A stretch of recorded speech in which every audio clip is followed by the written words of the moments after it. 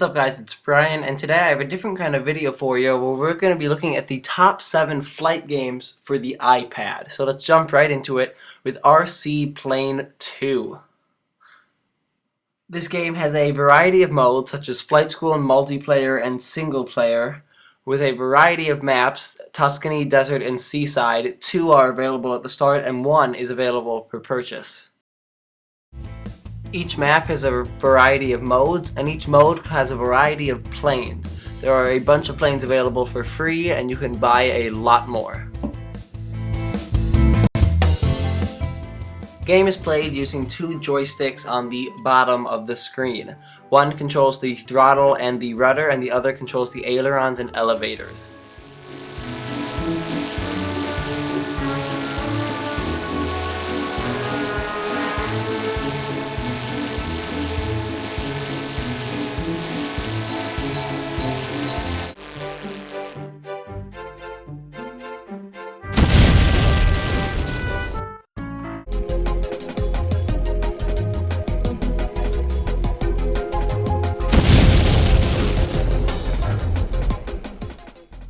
iTunes has given this game a 4.5 out of 5, and I've given it a 4 out of 5 because it is very fun, but I wish there was more that was free.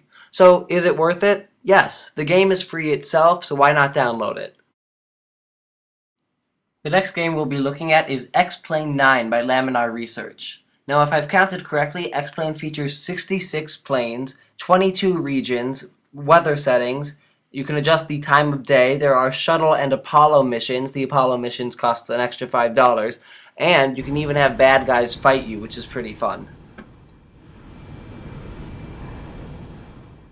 To control the plane in XPlane 9, you use the tilting of the iPad, where you would tilt the iPad back to take off. You would push it forwards to go down. As for throttle and rudder, you click the buttons on the top or on the side and bottom of the screen, and the gear and brakes are also buttons on the screen.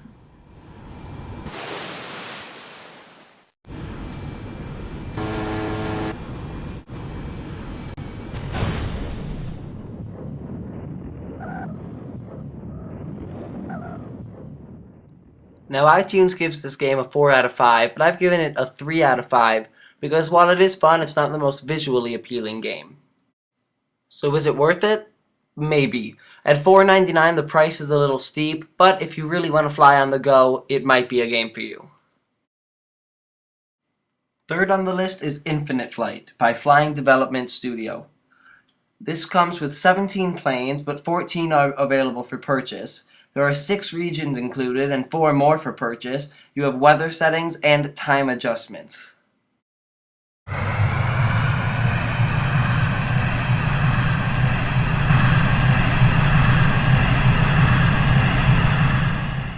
Infinite Flight is played with the tilting of the iPad.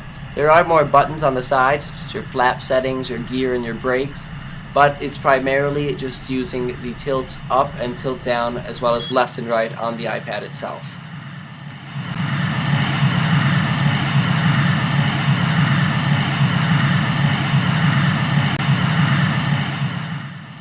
The game also offers a variety of camera angles, which can be adjusted simply by dragging your finger across the screen to give you whatever view you want to have.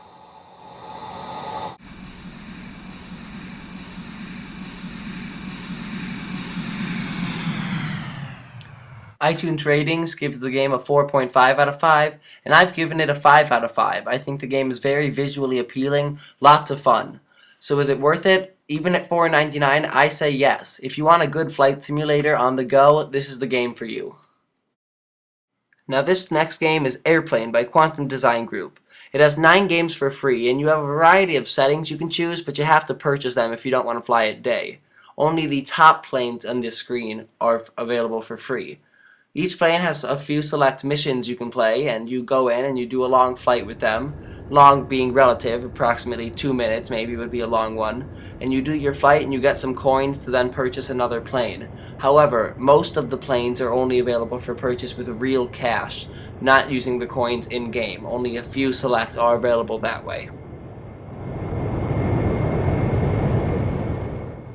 The game is played using one joystick in the bottom right corner and a throttle in the left corner. If you want a flight game for realism, this is not the game for you, as demonstrated by this incredibly short landing. The game also features an auto landing feature, which just gives you less coins for the completed mission.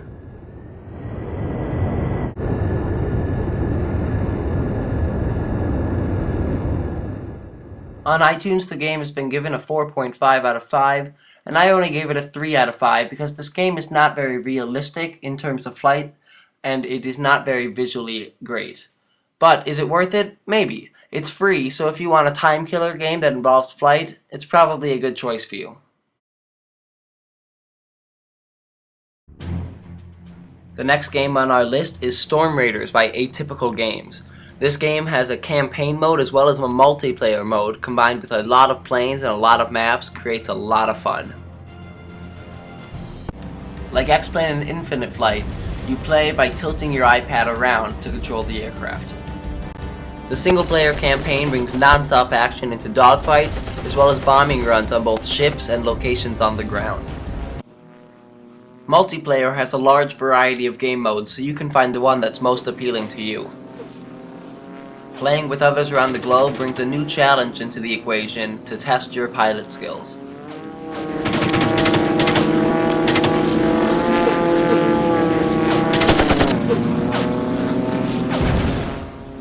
iTunes gave the game a 4.5 out of 5, but I gave it a 5 out of 5.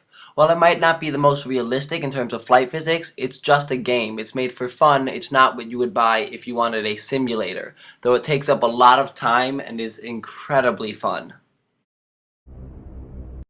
Next is Flight Unlimited Las Vegas, which comes with 6 planes that you can play for free, and you can buy some more.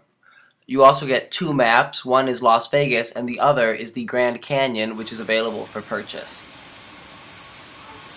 The game is played using the controls of the iPad by tilting the iPad up and down and left and right to control your aircraft. You will also get 2 bars on the sides. One is for the flaps and one is for the throttle, and on the bottom there is a rudder switch.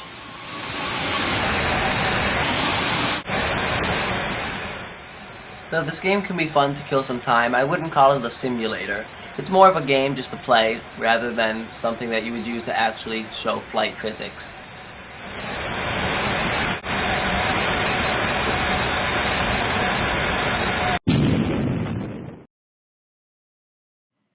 The ratings on iTunes give the game a 4.5, but I only gave it a 3.5.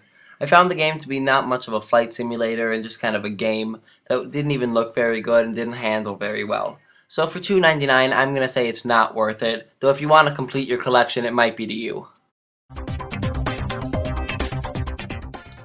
Lastly, we have F18 Carrier Landing. Now it comes with 5 aircraft and 4 more are available for purchase. You also have 3 maps and weather settings you can control.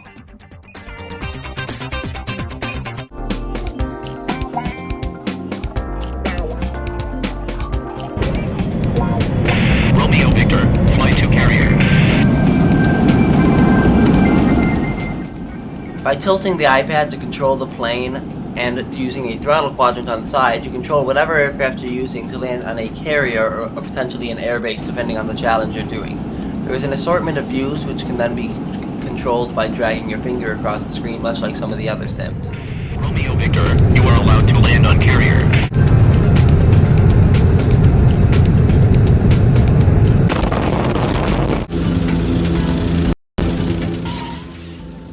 The 4.5 out of 5 rating on the iTunes store, I give it the same score, 4.5 out of 5.